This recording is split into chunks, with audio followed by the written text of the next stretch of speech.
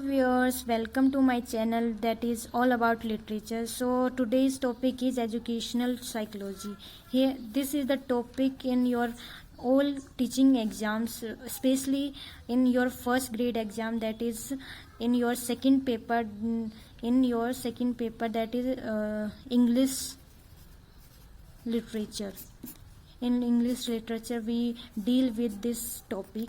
So first of all we will take first point, that is importance of psychology in teaching learning. Here we will include 4 points, that is learner related to psychology, teacher, teaching learning process, school effectiveness, that is the part of your educational psychology. So let's start. Here we are, educational psychology.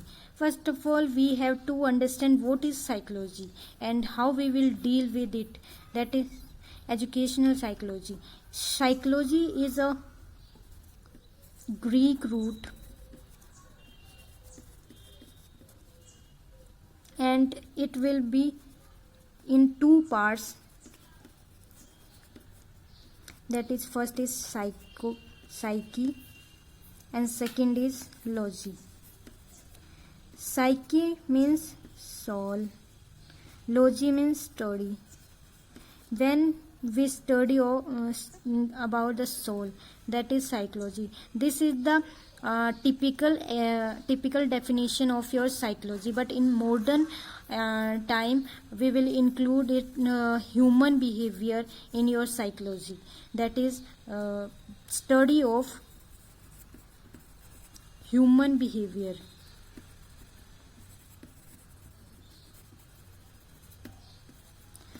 That is called your psychology. Now we have to see that how we will include education and psychology, how we will close it in a one structure, that is educational psychology. So we will discuss the definition of educational psychology. That is, it is an attempt to apply the knowledge of psychology in the field of education.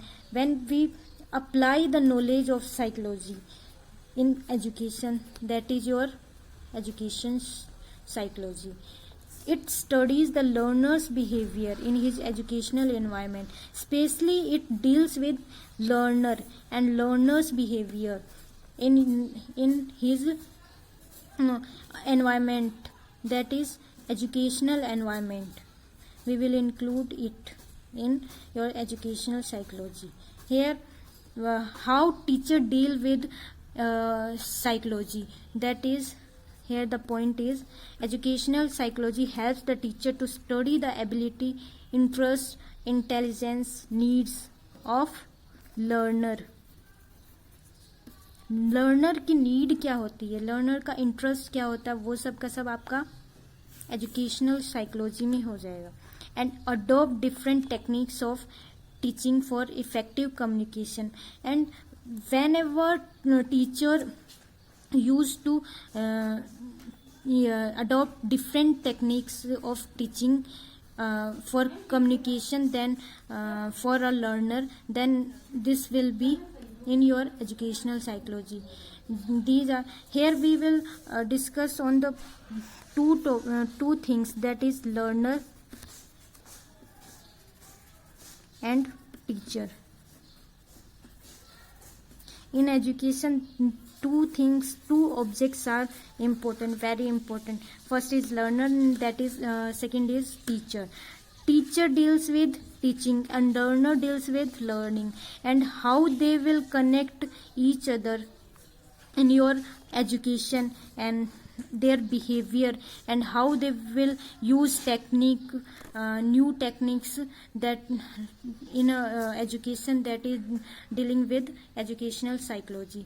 Here this point is, it is this which helps the teacher in better teaching and the learner in better learning. It helps, educational psychology helps the teacher to teach and learner to learn. This is the important point of your educational psychology. Here we will discuss some definitions of of scholars. Some scholars gave some definition related to your psychology. That is first of all your Crow and Crow. Crow and Crow say that educational psychology describes and explains the learning experiences of an individual from birth through old age. Here we have to take key points, that is birth through old age. This is the key point of your Crow and Crow.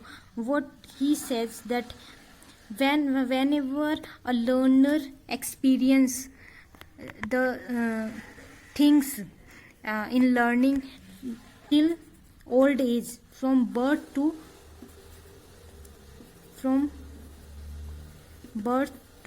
old age, then this is your educational psychology. Then second is Skinner gives the definition, that is educational psychology is that branch of psychology which deals with teaching and learning. Here is the key point, is deals with teaching and learning.